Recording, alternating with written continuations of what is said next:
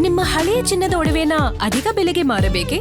ಆಟಿಕಾಗೆ ಕಾಲ್ ಮಾಡಿ 8880 Attica gold company. ಕರ್ನಾಟಕದಲ್ಲಿ ಬರ ಇರುವ ವಿಚಾರವನ್ನ ಸ್ವತಃ ನಮ್ಮ ರಾಜ್ಯದ ಮುಖ್ಯಮಂತ್ರಿಗಳು ಡಿ.ಕೆ. ಶಿವಕುಮಾರ್ ಅವರು ಒಪ್ಪಿಕೊಂಡಿದ್ದಾರೆ. ರಾಜ್ಯದ ಬರಗಾಲದ ವಿಚಾರಕ್ಕೆ ಸಂಬಂಧಪಟ್ಟಂತೆ ಪ್ರಧಾನಿ ನರೇಂದ್ರ ಮೋದಿ ಅವರಿಗೆ ಒಂದು ಪತ್ರ ಬರೆದಿದ್ದಾರೆ ಮುಖ್ಯಮಂತ್ರಿ ಡಿ.ಕೆ. ಶಿವಕುಮಾರ್. ರಾಜ್ಯದಲ್ಲಿ ಬರ ಇದೆ, ಅಧ್ಯಯನಕ್ಕೆ ಕೇಂದ್ರ ತಂಡವನ್ನ ಕಳಿಸಬೇಕು, ಅಗತ್ಯ ನೆರವಿಗೆ ಕ್ರಮ ಕೈಗೊಳ್ಳಬೇಕು ಅಂತ ಮುಖ್ಯಮಂತ್ರಿ ಡಿ.ಕೆ. ಶಿವಕುಮಾರ್ ಲೆಟರ್ ಮೂಲಕ ಪ್ರಧಾನಿ ನರೇಂದ್ರ ಮೋದಿ ಅವರ ಹತ್ರ ಮನವಿ ಮಾಡಿಕೊಂಡಿದ್ದಾರೆ. ರಾಜ್ಯದಲ್ಲಿ ಈ ಬಾರಿ 30% ಮಳೆ ಕೊರತೆ ಇದೆ, ಹಲವಾರು ಡ್ಯಾಂಗಳಲ್ಲಿ ನೀರಿಲ್ಲ, ಬಿತ್ತನೆ ಕೂಡ ಸಮಸ್ಯೆಯಾಗಿ ಹೋಗಿದೆ, ಕಷ್ಟದ ಸಮಯದಲ್ಲಿ ಜೊತೆಗಿದ್ದೇವೆ ಅಂತ ಸಂದೇಶ ನೀಡಿ ಅಂತ ಪತ್ರದ ಮೂಲಕ ಕೇಳ್ಕೊಂಡಿದ್ದಾರೆ.